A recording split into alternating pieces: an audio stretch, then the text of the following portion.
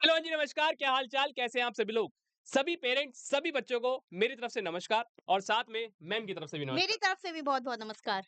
तो मैम, बच्चों के एग्जाम तो खत्म हो चुके हैं। जी, तो एग्जाम के बाद बच्चों को क्या करना चाहिए? मेरे हिसाब से खूब सारी मस्ती करनी चाहिए, लेकिन ये वीडियो उसके बारे में नहीं है। आज की इस वीडियो में हम एक बहुत ही इम्पोर्टेंट चीज़ डिस्कस करने वाले हैं और वो क्या है सर? वो है डॉक्यूमेंट्स। देखो, एग्जाम सबके खत्म हो गए। ऐसा हो सकता है कि 100 में से 90 बच्चे पास हो जाएं, बिल्कुल मैम। लेकिन सबसे बड़ी दिक्कत क्या आएगी, सबसे जो जिसे कहते हैं ना कि बिल्कुल जो ड्रॉबैक होता है, वो यहाँ बच्चों का हो जाता है।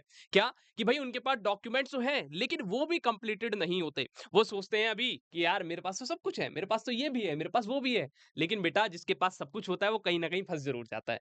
तो आज ये वीडियो आपके लिए बहुत ज्यादा जरूरी होने वाली है, क्योंकि इसमें हम आपको इन डिटेल एक्सप्लेनेशन देंगे कि आपके पास क्या-क्या डॉक्यूमेंट्स होने चाहिए।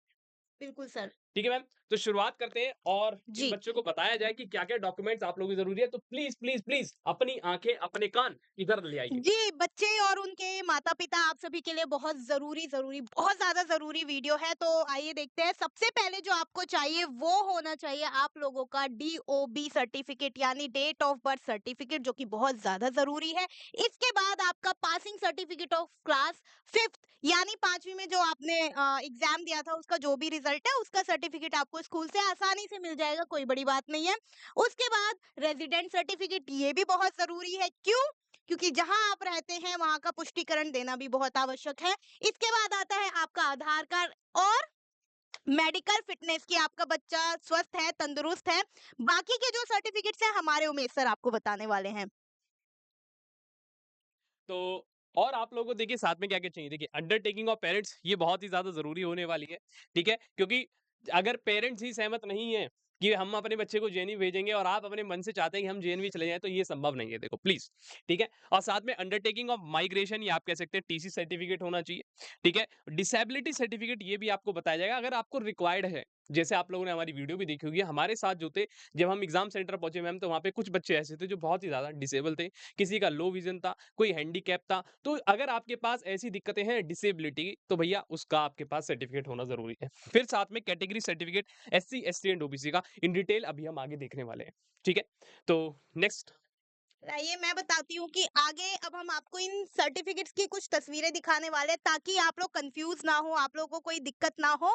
ठीक है? तो देखिए ये आपका अंडरटेकिंग बाय पेरेंट्स है। जो आपके गार्जियन है वो इसको भरकर साइन कर देंगे, ये बहुत ज़्यादा ज़रूरी है। इसके बाद आता है माइग्रेशन, जिस स्कूल में आप हैं वो स्कूल ये सर्टिफिकेट जारी कर देता है, तो ये माइग्रेशन सर्टिफिकेट हो गया। इसके बाद ये आपका मेडिकल फिटनेस का सर्टिफिकेट है जो कि बहुत ज़्यादा ज़रूरी है कि आप स्वस्थ हैं कि नहीं हैं, इस बारे में इस सर्टिफिकेट से पता चलेगा। ये भी सेम आपका वही सर्टिफिकेट है। इसके बाद आता है आपका डिसेबिलिटी सर्टिफिकेट, जिसमें अगर किसी बच्चे को किसी भी प्रकार की कोई डिसेबिलिटी है, किसी को कम दिखाई देता है या किसी के पैर में दिक्कत है, तो वो सारी पुष्टिकरण इससे हो जाती है। अब आगे के सर्टिफिकेट आपको उमेश सर बताने वाले हैं। लीजिए सर। तो देखिए बच्चों पार्टी, आपके पास यहाँ सर्टिफिकेट की पूरी लिस्ट खुल चुकी है और पूरा का पूरा जो भंडार कहते हैं ना, वो खुला हुआ है आप लोगों के सामने। ठीक है? अगर आप देखिए, सबसे पहले लिखा है डिसेबिलिटी सर्टिफिकेट। तो मैंने अभी आपको थोड़ी देर पहले बताया था कि अगर कोई भी बच्चे को कोई भी तरीके की दिक्कत परेशानी है, तो भैया अपना डिसेबिलिटी सर्टिफिकेट बनवा के तैयार रखिए। अब सबसे जरूरी बात है, ये सर्टिफिकेट सर कब के चाहिए? हमारे पास तो बहुत पुराने भी हैं। सही बात। लेकिन बच्चे, ये सर्टिफिकेट आप अभी रिन्यू करा लीजिए। अभी आप लोगों के पास समय है। एडमिशन के पहले-पहले के जो एडमिशन की डेट होगी ना, उससे पहले के आपके पास सर्टिफिकेट होने चाहिए। ठीक है? आगे देखिए, फिर क्या है भैया, कैटेगरी या कम्युनिटी सर्टिफिकेट, जैसे कि एससी, एसटी जो भी बच्चा जिस भी कास्ट से बिलॉन्ग करता है, एससी से, एसटी से या ओबीसी से है, तो उनके पास अपने खुद के सर्टिफिकेट होने चाहिए। अगर ओबीसी वाला जो बच्चा जो सेंट्रल लिस्ट में आता है, तो उसके पास सेंट्रल के जो है सर्टिफिकेट होने चाहिए। ठीक है? फिर है ओबीसी का, मैंने आपको बता दिया, यहाँ लिखा हुआ है एज पर सेंट्रल लिस्ट। अगर कोई बच्चा सेंट्रल लिस्ट के हिसाब से है, तो उसका यहाँ होना चाहिए सर्टिफिकेट। फिर है डीओबी का सर्टिफिकेट। ठीक है? ये गवर्नमेंट जो है ना, आपकी जो गवर्नमेंट है, उसके द्वारा ही इशू होना चाहिए। ऐसे नहीं कि आप किसी और से बनवा के ले आए, वो दिक्कत परेशानी फिर आपको आगे झेलनी पड़ सकती है।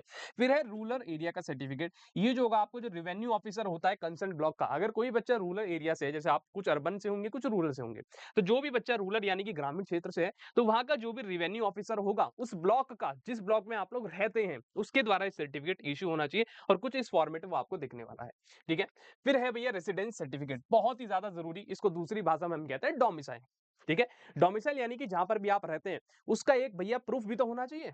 अब आप जेएनयू में सिलेक्शन लेंगे, जेएनयू को कैसे पता कि भाई आप इसी क्षेत्र के रहने वाले हैं? ऐसा हो सकता है कि आप फर्जी रहते हो यहाँ पर, तो ऐसा नहीं होना चाहिए। आपके पास रेजिडेंस सर्टिफिकेट या आप कह सकते हैं डोमिसाइल सर्टिफिकेट वो अवेलेबल होना चाहिए, ठीक है?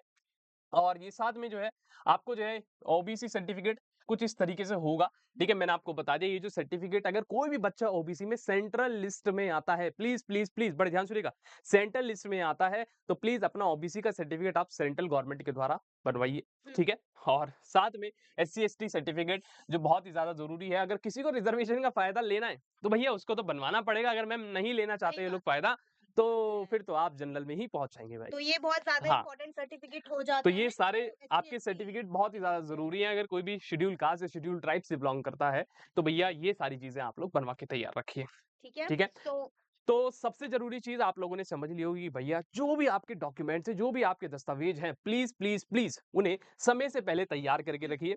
कहीं ऐसा ना हो कि वो कहते हैं कि कहीं देर ना हो जाए, कहीं कहीं देर देर ना ना हो हो जाए, जाए। बिल्कुल ठीक बात हाँ, है और अगर आप लोगों को इसका पीडीएफ चाहिए तो वो आपको डिस्क्रिप्शन बॉक्स में भी मिल जाएगा। तो गाइस ज़्यादा समय मत लगाइएगा, इन सर्टिफिकेट्स को फटाक से तैयार करवाइए। ठीक है?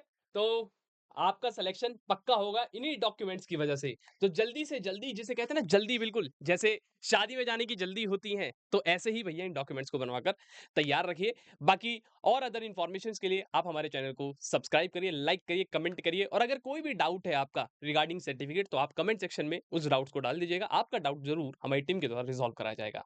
जब तक बाय-बाय। बाय।